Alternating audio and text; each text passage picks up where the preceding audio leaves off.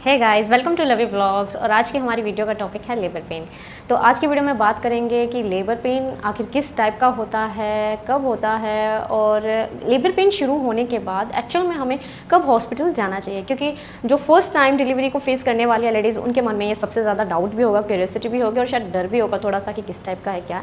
तो जानते हैं इस वीडियो में सब कुछ। चलिए शुरू करते हैं। तो सबसे पहले आपको ये समझना बहुत ज़रूरी है कि वाकई में क्या आपको लेबर पेन हो रहा है या आपको फॉल्स लेबर पेन हो रहा है, तभी आप लेबर पेन को जानकर हॉस्पिटल सही समय पे जाएंगे।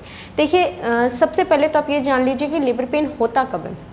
जनरली जब आपके प्रेगनेंसी के 37 वीक्स कंप्लीट हो जाते हैं, यानी कि आपका 9वां महीना शुरू हो जाता है नॉर्मल केसेस में, तब उसके बाद आपको कभी भी लेबर पेन हो सकता है। तो आपको थोड़ा अलर्ट रहना होगा, ठीक है।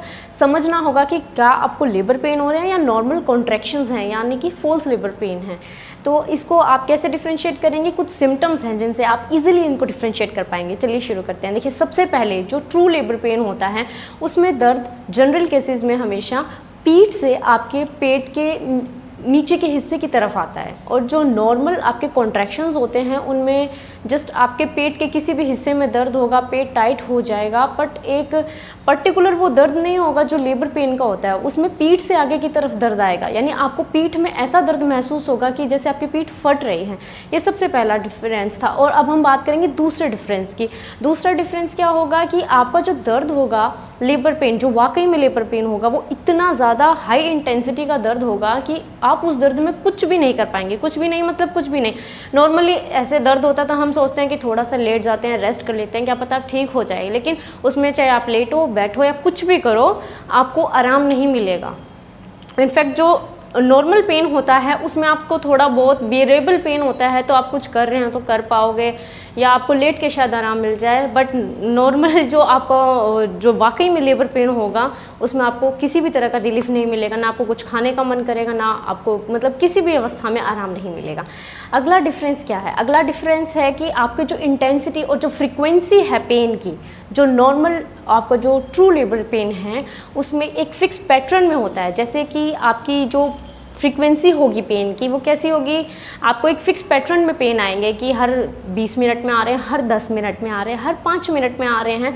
और इंटेंसिटी चेंज होगी कैसे? एक पैटर्न में। जैसे पहले आपको 1 मिनट के लिए दर्द रह रहा था, एक उसकी जो इंटेंसिटी थी वो कैसी थी कि भाई एक नॉर्मल था, फिर धीरे धीरे जैसे आपका टाइम निकलेगा वो दर्द बढ़ता जाएगा। पहले 10 मिनट में आ रहे थे, अब और हर 7 मिनट में आएंगे, हर 5 मिनट में आएंगे, और एक जो इंटेंसिटी है दर्द की वो बढ़ती जाएगी।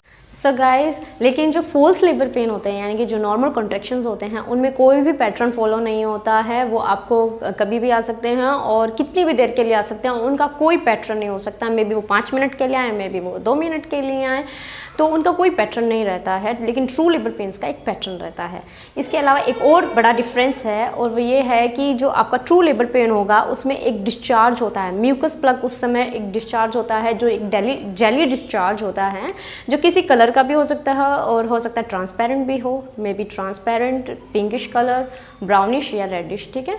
तो ये एक बहुत बड़ा सिंबल होता है कि आप वाकई में ट्रू लेबर पेन में हैं, और इसके कुछ समय के बाद आपको डिलीवरी के लिए तैयार होना है, क्योंकि कुछ घंटों के बाद ही आपकी डिलीवरी हो जाएगी।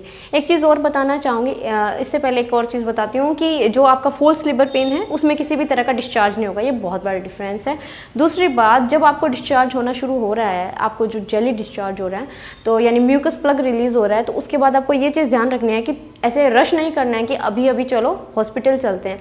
जितना हो सके दर्द को घर पे निकाल के जाएं, कोशिश करें, क्योंकि हॉस्पिटल जाने के बाद जो पेशेंस लेवल है थोड़ा सा डाउन होने लगता है, डॉक्टर का भी और आपका भी। उनको लगता है इतनी देर होगी, डिलीवरी नहीं हो रही।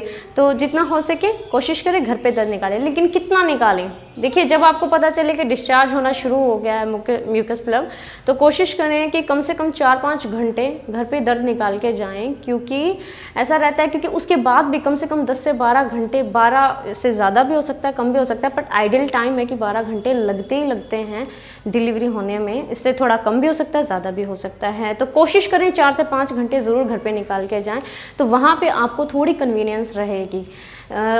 सो गाइस, आई होप आपको कुछ डिफरेंसेस क्लियर हुए होंगे कि क्या ट्रू लेबर पेन है, फॉल्स लेबर पेन है। देखिए इनको पहचानना बहुत ज़रूरी है, क्योंकि जब आपको पता चलेगा कि वाकई में आपको लेबर पेन है तभी हॉस्पिटल जाने का फ़ायदा है, वरना फॉल्स में आप लेबर पेन में चले जाओगे तो डॉक्टर जस्ट आपको चेकअप करके वापस भेज देगा, ठीक है। तो इसलिए आपको बहुत पहचानना है अपना ध्यान से कि आपको क्या वाकई में लेबर पेन है। और जैसे मैंने बताया, जब आपको पता चल जाता है तो थोड़ा दर्द निकाल के आप हॉस्पिटल में चले जाइएगा, ठीक है।